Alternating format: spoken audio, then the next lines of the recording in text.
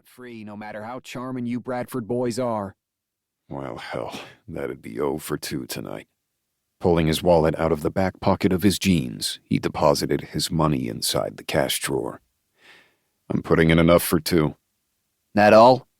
Going down to Houston tomorrow. Need to keep my head clear. The band started in on Save a Horse, Ride a Cowboy, clearing the bar stools. Finn Stewart slipped onto one of the vacated seats. What's in Houston? Circling to the proper side of the bar, Paul settled next to his best friend and wondered if Miss Bernadette had stamped Finn's hand with as much force as she had his. Finn had been a willing and active participant that infamous night, but if Paul asked, Finn would call him a wuss, so he answered the question instead. The National Real Estate Conference is in Houston this year. Didn't you just go to one of those? Not since last year. That one was in Vegas. Oh, yeah. He checked the score of the Rangers game on a big screen opposite the pool table. Gonna be humid as hell in Houston this time of year. It's always humid down there. He grabbed a handful of popcorn from a bowl Miss Odette slid in front of him.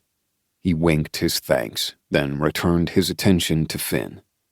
You have any money on the game? Not tonight. The band took a break, bringing a flood of people back to the bar. He and Finn relinquished their seats to some women, then moved away from the press of bodies. They raised their voices over the din and discussed the usual: work, baseball, and women.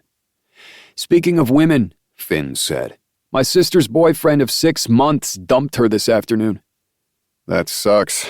She okay? He scraped the label on his beer. She's pretty upset. Blubbering, holing up in her apartment, bashing men 1 minute, then herself the next. He whipped his head up. Hey, what part of Houston is your conference in? North Houston. Why? Very far from the Woodlands? It's in the Woodlands, at the Marriott across from the mall. Demi Lee's in the Woodlands. He gripped Paul's arm. You think you could go by and check on her? Paul pulled a face. Not that I wouldn't do anything for you, buddy, but a crying, emotional, inconsolable female, you serious? I'm really worried about her. This is the second guy in a row who's done this to her. What if she decides to bolster her self-esteem by going bar hopping and sleeping with a string of guys? Paul reared his head back. Demi Lee? How old is she now? 22. Already? I know, hard to believe. Paul tried to remember the last time he'd seen her, but could only pull up a vague recollection of her in the town square a couple of Christmases ago, surrounded by girlfriends and all bundled up in coat, hat, and scarf. Finn nudged him. So, will you? I'm good for a 6-pack. This would cost way more than a 6-pack. I mean, what exactly am I supposed to do? Or say? It's not like there's an app for that. Finn shrugged. Just Google it. You'll find something. Come on. I don't know, Finn. I'm gonna be pretty busy at the conference. Not a lot of free time. Don't bullshit a bullshitter. You have time for one little visit. A cheer and a curse came simultaneously from the guys concluding a game of pool. Paul glanced at the chalkboard and set his beer on a nearby ledge. I'm up. Finn stalled him. You'll go, then? You'll check in on her? Blowing out a puff of air, Paul rubbed his forehead. Text me her number, and you owe me, buddy. Big time. 2. Paul shifted his weight on the concrete landing in front of Demi Lee's apartment door. He conjured up a myriad of ways to exact retribution from Finn. This whole debacle had been no simple thing.